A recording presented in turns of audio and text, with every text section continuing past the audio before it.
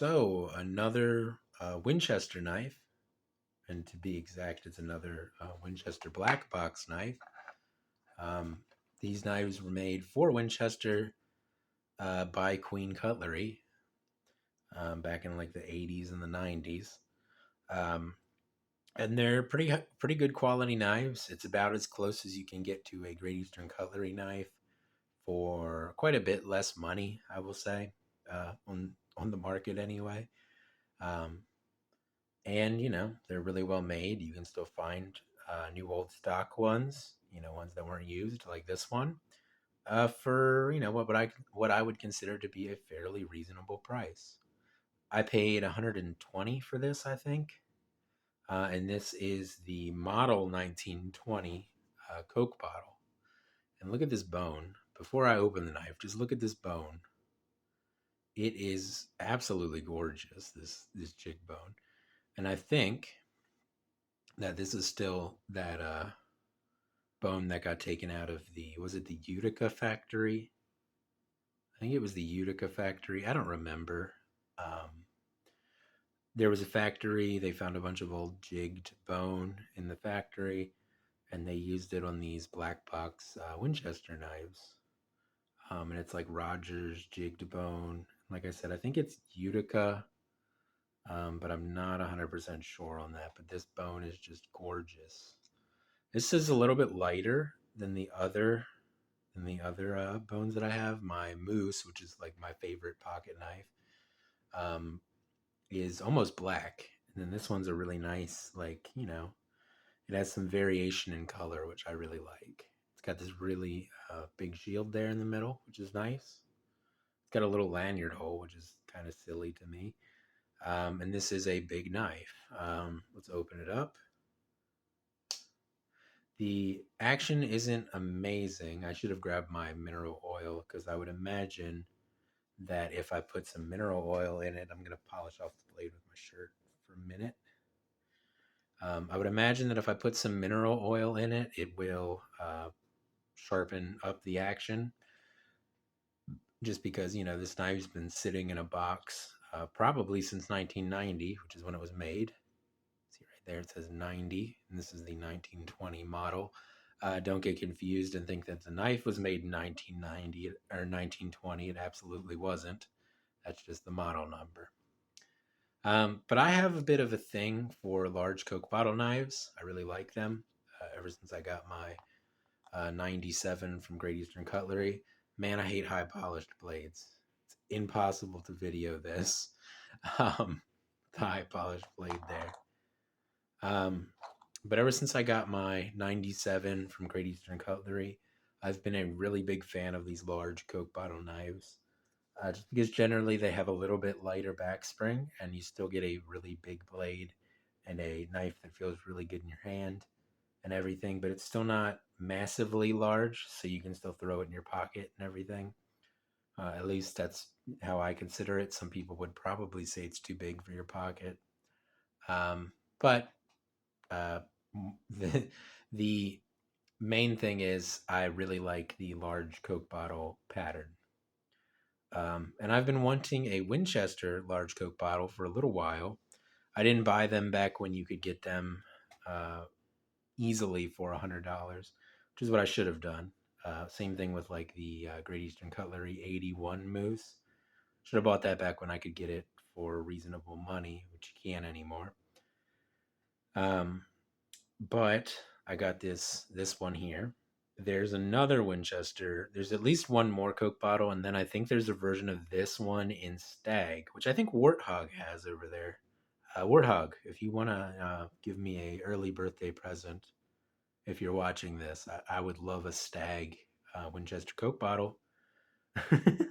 But I think he has one. It's a pretty cool looking knife with the Stag. But honestly, I'm more of a jig bone guy anyway, I think, generally speaking. So I usually just let the other people have the Stag, with a few exceptions. Um, but this is a really good looking knife. This is the 1920. There is another model, I guess. That one's the one with a rifle shield and like a reddish orange bone. I have a couple knives from that series, which I think is like the cartridge series, although that one has a rifle on it. So I'm not sure if that's part of the cartridge series or if that's a different series, but it's like the same look, the same reddish orange bone, and high polished blade that says Winchester on it and everything. And that's a slightly different knife, I would say. The blade shape looks a little bit different and everything, and I think it was made in '94, which is another reason why I want it, because 1994 is the year I was born. Um, but anyway, now that I'm done talking about Winchester Coke bottles and all sorts of nonsense, this particular knife here is the blade is looks like 4 1/4, about a little less than 4 1/4. We'll call it 4 1/4. The handle is 5 inches almost exactly. It's like 5 1/8. It's like 5 1/8 inches long. Handle open. It's large. Um, you can count inches and stuff there if you want. I don't really care about how big the knife is when it's open because it's in my hand. The most important dimension with a pocket knife, as far as I'm concerned, is the closed length, which again is like 5 1/8. Um, but yeah, the overall build quality on this knife is really nice. I'm really actually pretty glad I waited to get one of these 1920s, because I think this is one of the best ones that I saw listed on the eBay. And the guy had really good pictures of it, and I could tell that the knife was really in great shape. Maybe a couple little scratches, probably just from somebody handling it, but nothing major. And the bone looked great again, and I could tell it hadn't been used or anything. But these are just beautiful knives. These Winchester black box knives. The nail nick's a little interesting. It's not quite a long pull, but it's also not a nail nick. The way that it's cut, though, which is nice, because sometimes long pulls will get a little rounded. Um, I'm gonna pull this into the second video now. Like the long pull on these Baron Sun knives is a little bit rounded. Sometimes it's a little hard to get a grip on the long pull. Whereas with this is cut in there in a way where it has like a ramp, and then it's just a wall that you can grab your nail on. So it's much more like a regular nail nick in that way. Um, but yeah, so I like that. See here the Winchester Tang stamp, Winchester trademark, made in USA, 1920, again the model number, and then 1990, the year it was made. Bolsters are nickel silver as far as I'm aware. Liners are brass, carbon steel blade, carbon steel back spring, nickel silver shield that should be pinned. Can I show that? I'll just let you know. Let me get my flashlight out here. I don't know if I can show the pin because it is in fact pinned. I don't know if I'm going to be able to show that. It's not going to focus. I think, yeah, you're just going to have to almost take my word for it. You might be able to see it in there. There it is. There's the pin holding on the shield. So the shield is in fact pinned. I figured it would be. Brass pins and that beautiful jig bone. Does have a half stop, and like I said, the action isn't great. But my guess would be that if I put some mineral oil in it, the action will improve quite a bit, because this has probably been sitting for 30 plus years now. That's scary. I'm going to be 30 this year. Um,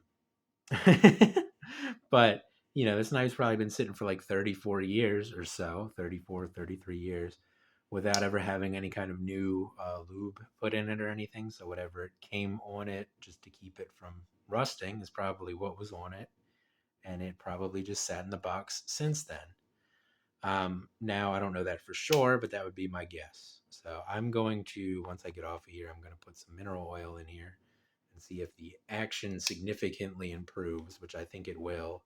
But right now it's almost kind of similar to the 97.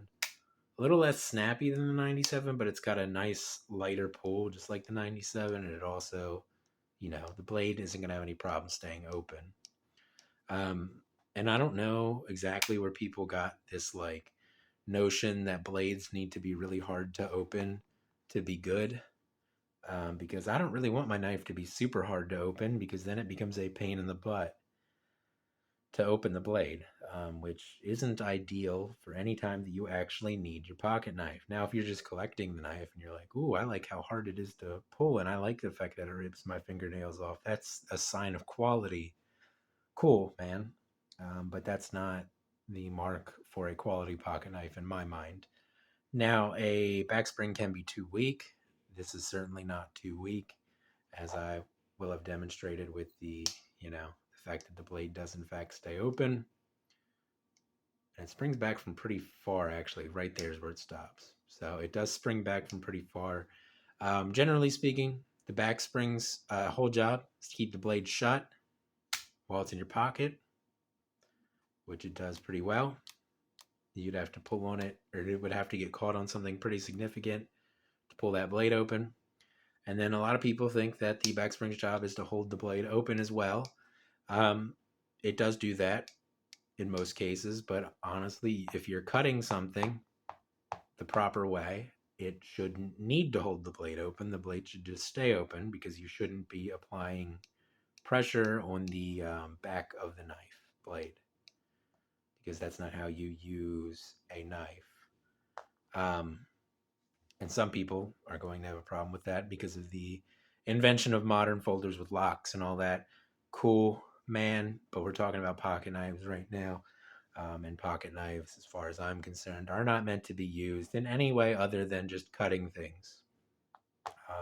So if you disagree with that, cool, but welcome to traditional pocket knives. But anyway, I get really rambly in these videos now. I didn't used to do this. It used to be like 8 minutes and I was done. Just talked all about the knife. Now I get into all sorts of stuff. I'm gonna not bring politics into this ever because that's a good way to start fights. Um, I might start to talk about sports, but I don't know anything about sports other than NASCAR. Um, so yeah, so I'm getting tired of Hendrick Motorsports winning everything. Although Ryan Blaney won this weekend, which was cool. Uh, some of you know what I'm talking about. But anyway, beautiful knife. I really love this knife. Super happy I got my hands on a Winchester Coke bottle.